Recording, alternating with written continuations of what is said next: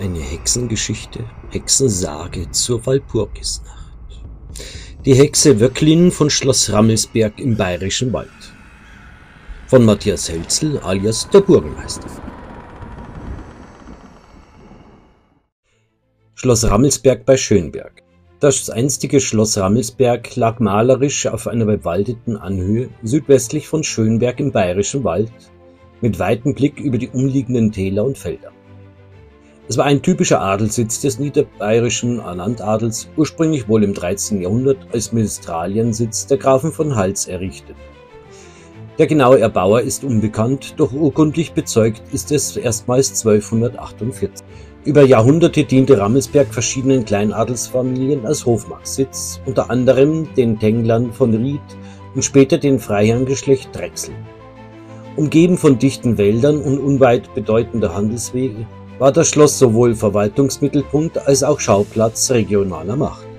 Nach einem letzten Besitzerwechsel wurde das Schloss 1830 durch einen Blitzschlag zerstört und verfiel.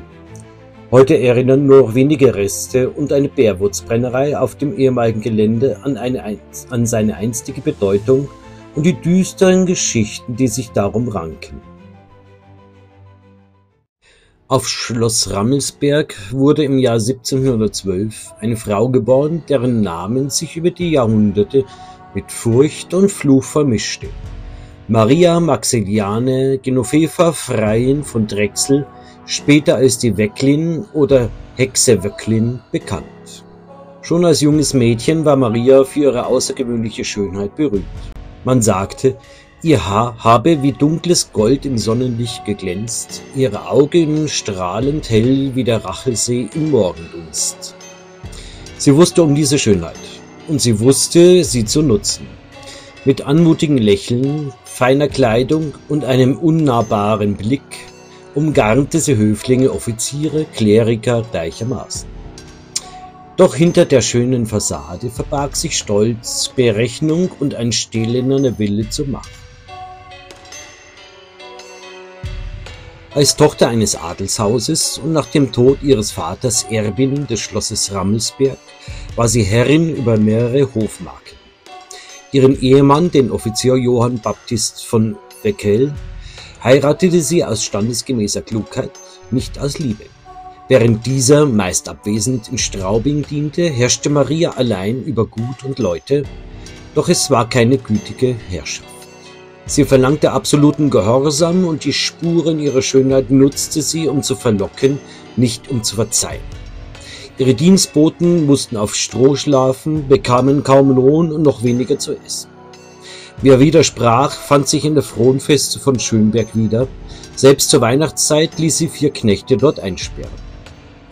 Die Bauern der Umgebung nannten sie nur noch die böse Wöcklin. Ihre Eitelkeit ging so weit, dass sie sich im Spiegel betrachtete, während sie Strafen verhängte und dabei leise lächelte. Bald flüsterten sich die Leute zu, diese Frau sei nicht von dieser Welt, sie müsse mit den dunklen Kräften in Bunde stehen. Als sie 1772 starb, wurde ihr Leichnam von Schloss Rammelsberg nach Schönberg getragen. Der Sarg war so schwer wie Blei. So erzählt man, bis plötzlich unter der alten Linde ein Schwarm kreischender Raben vom Baum herabstürzte. Augenzeugen schwören, die Vögel hätten den Sarg umkreist, bis er extrem leicht wurde. Der Teufel soll sie geholt haben, flüsterten die Menschen. Seither meidet man diese Linde. Doch die Wöcklin fand keine Ruhe. Schon am nächsten Tag will man sie im Schweinestall gesehen haben, wie sie verwunschen aus dem Trog fraß. Strafe dafür, dass sie einst Bettlern verbot, Reste vom Tisch zu erhalten und lieber alles den Schweinen gab. Ihr Gatte ließ, heißt es, aus Reu einen goldverzierten Trog aufstellen, der stets mit besten Speisen gefüllt wurde, doch sie musste weiterhin bei den Schweinen aus dem einfachen Trog fressen. Ein Einsiedler soll ihren rastlosen Geist schließlich an den Rachelsee gebannt haben. Hirten sahen sie dort weinend am Ufer sitzen, ihre einstige Schönheit vom Wasser gespiegelt, doch vom Fluch verzerrt.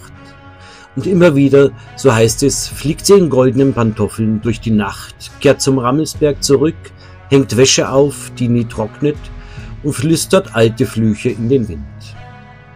Bis heute soll auf dem Gut ein Fluch lasten. Jeder neue Besitzer fand Unglück, Krankheit oder schnellen Tod, bis 1830 ein Blitz das Schloss traf und in einer einzigen Nacht verbrannte. Nur Ruinen blieben und das Wispern der Walpurgisnacht.